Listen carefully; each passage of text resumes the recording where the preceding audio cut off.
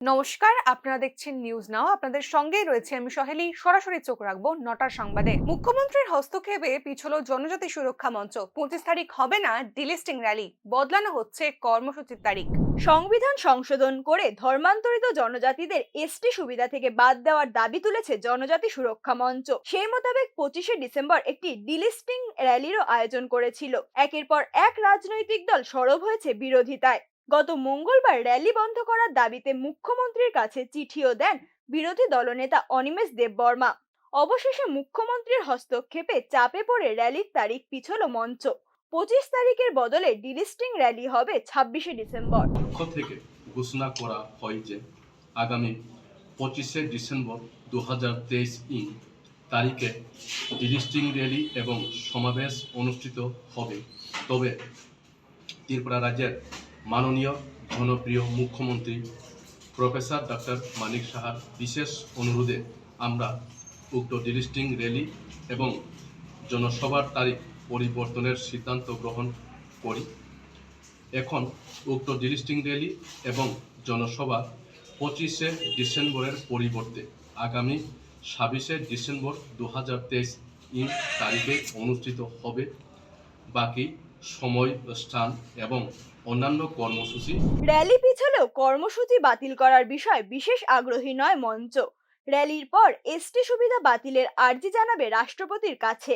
এখন দেখার বিষয় উপজাতি ঐক্যে ভাঙনের সম্ভাবনা দেখে কি পদক্ষেপ নেয় সরকার ও আমজনতা।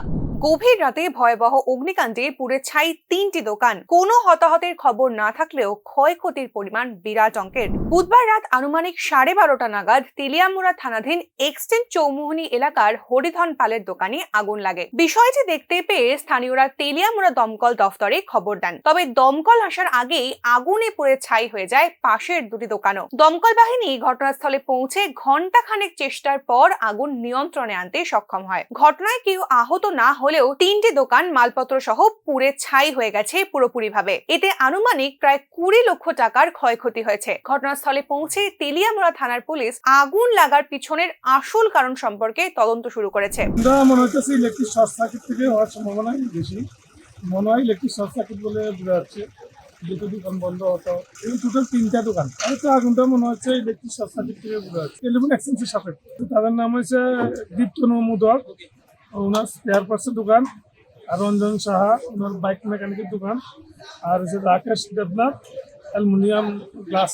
আনুমানিক 12 লাখ টাকা হবে আমাদের।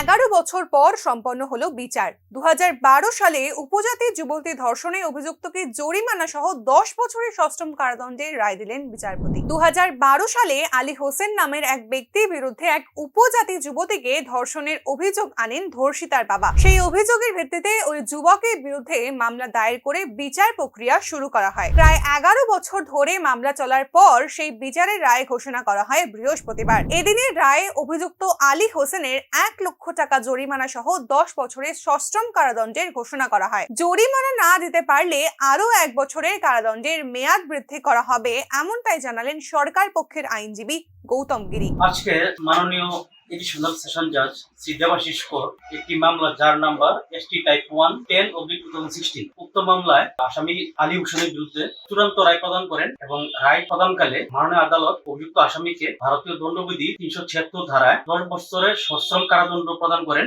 সাথে 1 লাখ টাকা জরিমানা নির্দেশ দেন। অনাদায়ে আরো 1 বছর সশ্রম কারাদণ্ড ভোগ করতে হবে। অভিযোগ ছিল 2012 সালে অভিযুক্ত আসামি আলী হোসেন বিশ্রামগঞ্জ থানার অধীনে একজন উপজাতি মেয়েকে ধর্ষণ করে এবং পরবর্তী সময়ে তার মেয়ে বাবা বিশ্রামগঞ্জ থানাকে লিখিত অভিযোগ দায়ের করে আসামির বিরুদ্ধে।